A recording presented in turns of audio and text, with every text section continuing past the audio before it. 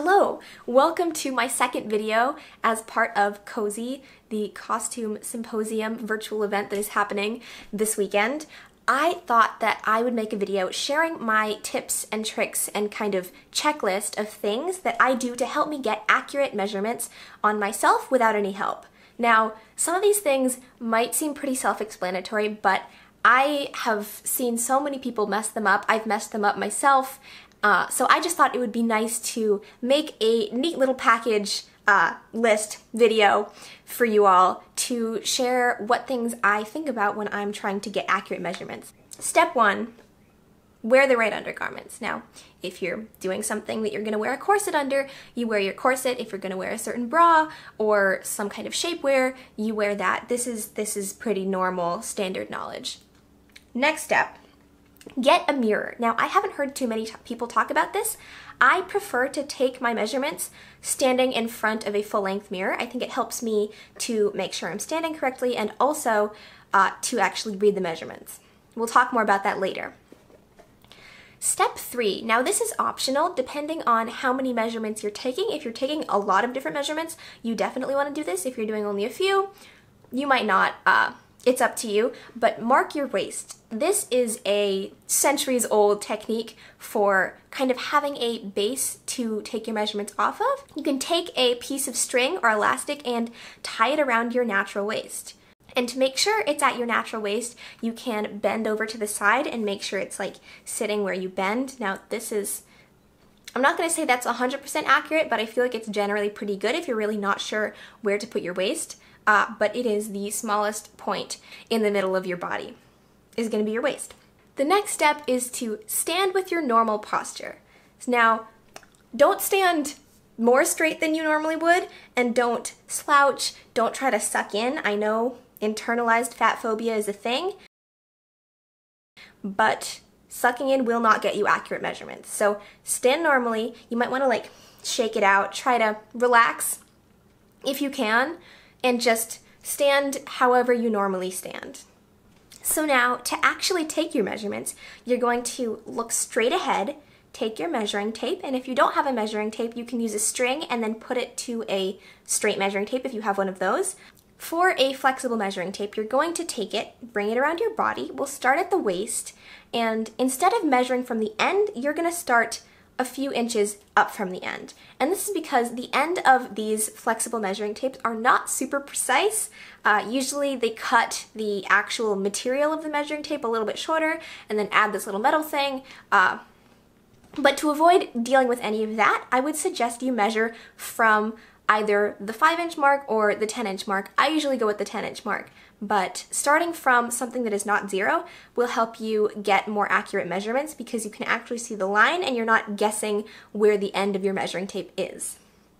So then, to take your measurement, you stand with your normal posture, you're looking straight ahead, you bring the measuring tape around your body gently, you line up, you see where the 10-inch or the 5-inch mark is lining up, and if you're using centimeters, you can do whatever number you want, maybe also 10. 10 is easy because math, you just take off 1 in the tens digit. And then you can either read the number in the mirror or you can look at it in the mirror and pinch right where you know that 10-inch mark or that 5-inch mark is, and then look down and then read your measurement. What I don't want you to do is measure and then look down, because by looking down, you are distorting your body a little bit. You're changing your posture, which is going to change the measurement that you get, and then you'll have inaccurate measurements. So I really want to emphasize, because this is something that I have seen a lot of people struggle with and definitely have done myself a few times, is get inaccurate measurements by changing your posture while you're measuring. Don't do that. If you have measured your waist multiple times, you may have found that it is different every time, and this could be due to weight fluctuation over time, but you might also find that you get a different measurement within the same week or the same day even, and this is normal. I highly suggest that you get both your morning waist measurement when you're not bloated and you haven't eaten for however many hours, and also get your biggest waist measurement that you have. So after you've eaten multiple meals, you're bloated and you want to take a nap, get both of those waist measurements, because I think it's important if you're making clothes to wear as everyday clothing it's important to know both of those measurements. And I'm going to talk about what each one is good for a little bit later. Now, there can also be a range of measurements in the bust. For those of us who have breasts, depending on what kind of supportive garment, you can get a very different measurement. So again, if you're making normal everyday clothing, you may want to know what your measurement is with different kind of support garments. Now, if you're one of those people who wears the same bra for all occasions every day, then you just want to know that.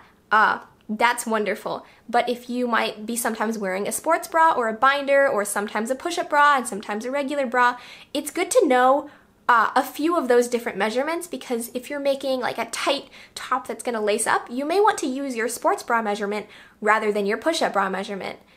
Whereas if you're making something that's loose, it might not matter as much because you're adding ease and you might go with the larger bust measurement. So it's good to know what your measurement range is for any given measurement. Bust and waist are the ones that vary the most, but other things can also vary. Back to waist measurements. When do you want to use your smaller waist measurement and when do you want to use your larger waist measurement?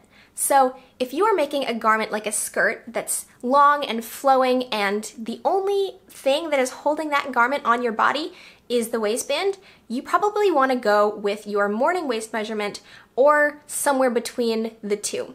If you go with the largest that your waist is, that waistband will sink down to wherever it is snug when you put it on in the morning. You do want to be careful not to go too tight. If you make a waistband that is not stretchy and you use a sucked in waist measurement, it'll look really good for maybe an hour, 2-hour photo shoot, but you will not want to wear that 12 hours a day. You will not want to wear that as normal clothing. I know from experience. Actually, if anyone else has a different body type and a different experience with this, I would love to hear about it in the comments. But in my experience with my body type, which is fairly skinny and also fairly muscular, you do not want to use your sucked in waist measurement for everyday clothing. If you want that tiny, like nipped in waist for a picture, it's great, but that little aesthetic difference between like an inch of a waist measurement that you can squeeze yourself into versus what's actually comfortable is not worth it for everyday clothing. At least that's what I've found. It's just not worth it. Now, on the other side, if you are making, say, a pencil skirt or a fitted pair of trousers, something that is fitted enough through the hips that the garment is not only being held up by the waistband, it's also being held up by that kind of upper hip area, then you can actually go with your evening waist measurement. And I actually recommend it because for something that is more fitted, when you sit down, it's gonna pull the back down a little bit, so you're gonna want a little bit more room in the waistband. And also it's just more comfortable. You can wear it and go out to eat and not feel like a sausage. Yeah, when you have a garment that is fitted through the hips, absolutely go with your evening waist measurement just for comfort. Unless you really want the aesthetic of a slightly smaller waist, and it is only slightly smaller to use your morning waist measurement, if you care about comfort, I would highly recommend going with your evening waist measurement for that, or even a quarter or a half an inch larger than that, honestly. Yeah. Now, all of this measurement range stuff really only applies if you are making everyday clothing that is not meant to be worn with a corset. If you have a corset, then of course you lace your corset down to whatever you want and then use that measurement. But I digress. So that is all that I have for you today. I hope you learned something about this, and if you do not already have a mental checklist that you go through every time you take measurements, maybe this will help you have one. I hope that I have aided someone in making clothing that does truly fit them, because it can take some trial and error. So this is what I have learned and what has helped me. I will see you again, possibly, in the future.